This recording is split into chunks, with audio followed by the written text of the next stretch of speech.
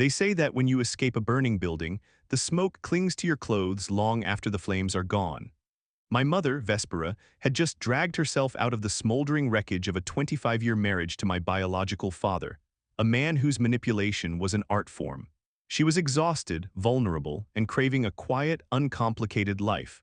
But trauma has a funny way of making you blind to the next match being struck. Shortly after the ink dried on her divorce papers, Vespera introduced us to her new boyfriend, Vance. At the time, she worked as a corrections officer at the county jail, patrolling the concrete blocks and steel bars. Vance was a former inmate. He had done time for a DUI. Looking back, that detail should have been a screaming siren, flashing neon warnings across our living room. But my mother was drowning in the grief of a wasted quarter century, and Vance was a life raft. He made her smile. He brewed her coffee in the morning. For a while, that was enough to keep my mouth shut.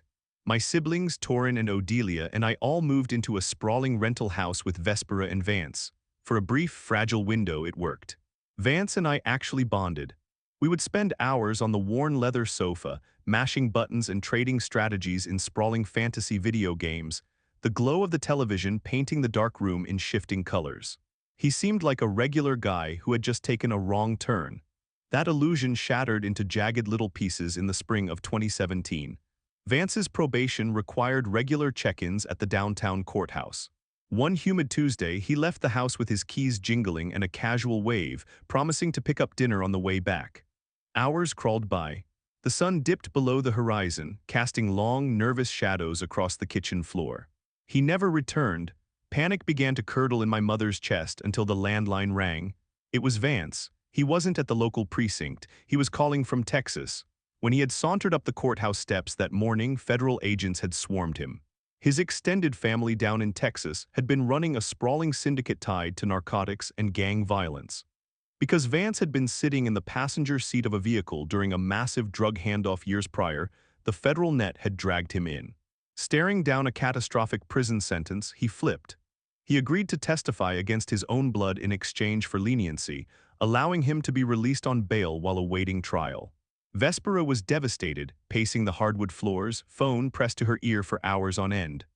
Over the next year, they navigated a labyrinth of legal hurdles and tearful phone calls, eventually cementing plans to marry once the dust settled.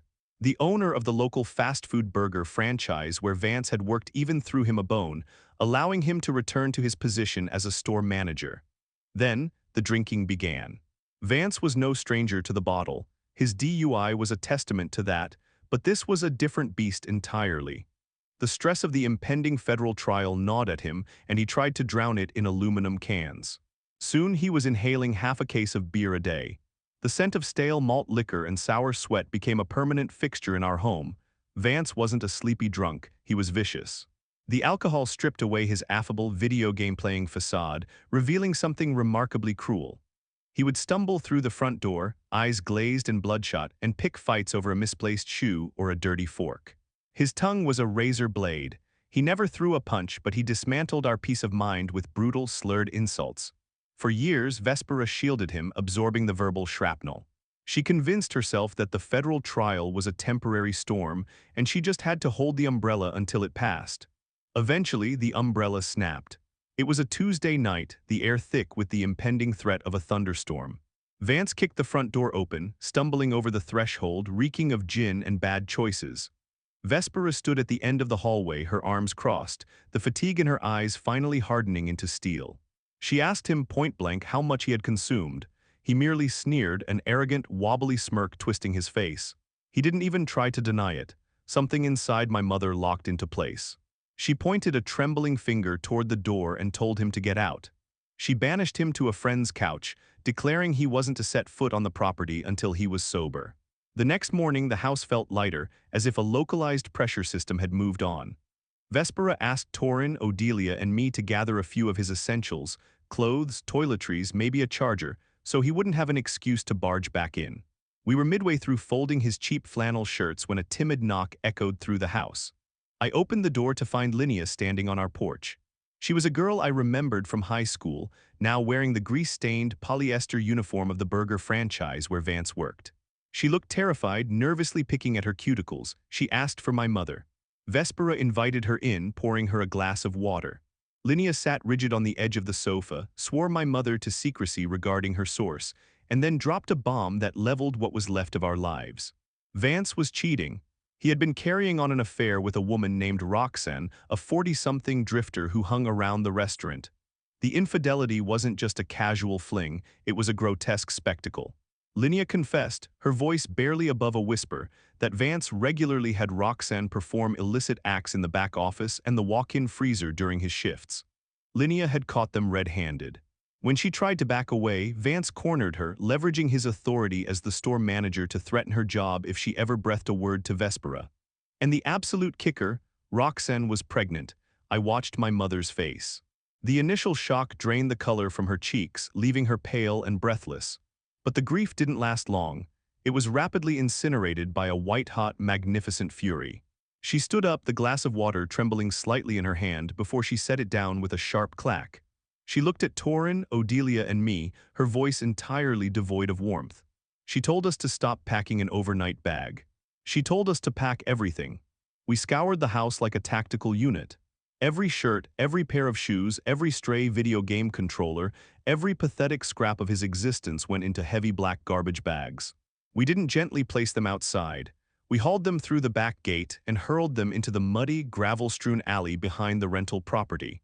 The thud of his belongings hitting the dirt was deeply therapeutic. The lease was exclusively in Vespera's name. Vance had zero legal right to the space. While we were decorating the alleyway with his life, Vespera called him. She didn't yell. She spoke with a terrifying clinical precision, confronting him with every detail Linnea had provided. Vance, stripped of his secrets, didn't bother begging. Instead, he leaned into his cruelty. He confessed to the entire affair with a grotesque pride. He told my mother he was thrilled Roxanne was pregnant because he would finally have a child of his own. Vespera had nearly died bringing the three of us into the world. Her body simply couldn't handle another pregnancy, a vulnerability Vance now weaponized against her. He refused to apologize. He refused to show a shred of remorse. Vespera hung up, arranged for a police officer to be present, and told Vance he could scrape his belongings out of the alley dirt. He collected his trash under the watchful eye of local law enforcement and slithered out of our lives. My mother wanted to wash her hands of him and focus on healing. She was exhausted, emotionally bankrupt, and ready for peace. But Torin, Odelia, and I were not quite finished.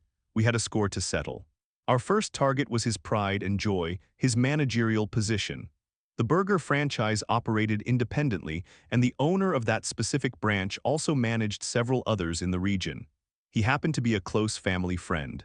Torin and I placed a very calm, very detailed phone call to him, outlining the exact nature of the extracurricular activities occurring in his walk-in freezer, complete with health code violations.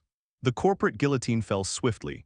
Vance was abruptly terminated, stripped of his keys, and permanently barred from setting foot on any property owned by the franchisee in the entire county. Poetically, Linnea was promoted to fill his vacant spot, and from what I hear, she runs a spotless, highly efficient kitchen. Unemployed and homeless, Vance crawled an hour away to the neighboring town to live with Roxanne. Like a cockroach surviving nuclear fallout, he somehow managed to secure a job at a different branch of the same burger chain in that new town. We found out. We made another phone call. Because there was no immediate proof of indecent acts at the new location, the gears of corporate bureaucracy ground a little slower, but a few weeks later, his past caught up with him. He was fired again. The financial strain must have pushed him over the edge, because soon after losing his second job, we started noticing Roxanne's rusted silver sedan creeping slowly through our neighborhood. Vance was stalking us. He would idle at the end of the street, glaring at our front windows. But Vance, in his infinite arrogance, had forgotten a crucial detail. Because of the ongoing federal probation from Texas, his license had never been reinstated. During his time with us, he never drove, we chauffeured him, or he walked. Now here he was, aggressively piloting a vehicle through our suburb, utterly unlicensed. I picked up the phone and dialed the local precinct.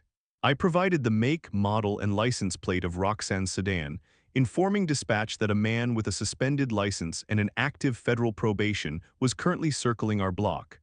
I suggested they keep an eye out. They did more than that.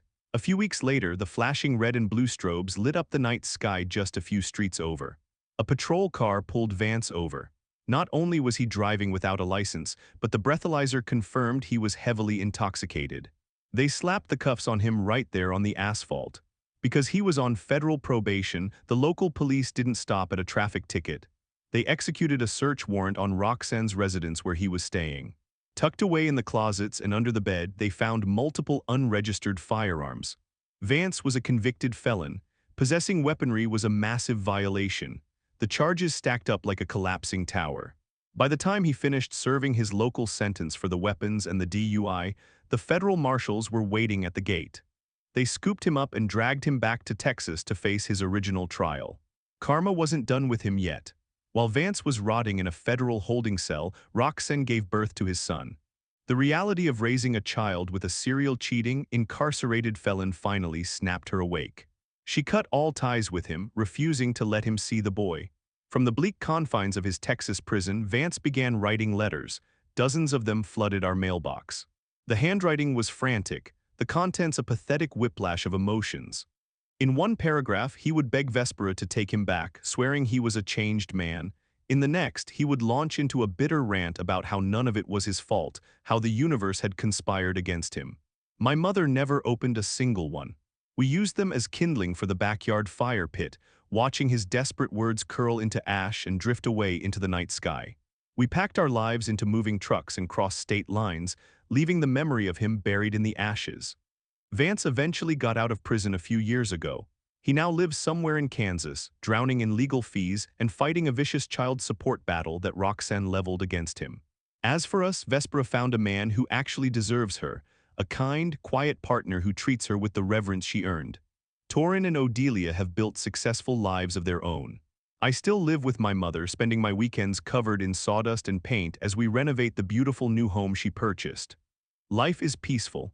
The air is clean. Sometimes the trash doesn't just take itself out, it sets itself on fire. If you're ever trapped in a situation where someone abuses your trust and uses your kindness as a doormat, remember that you hold the power to walk away. And sometimes, if you're smart about it, you can ensure they never get the chance to wipe their feet on anyone else again. Don't settle for a toxic environment just because it's familiar. If you enjoyed this story of absolute methodical karma, hit that subscribe button, leave a like, and let me know in the comments how you would have handled a guy like Vance. Stay safe, trust your gut, and I'll see you in the next one.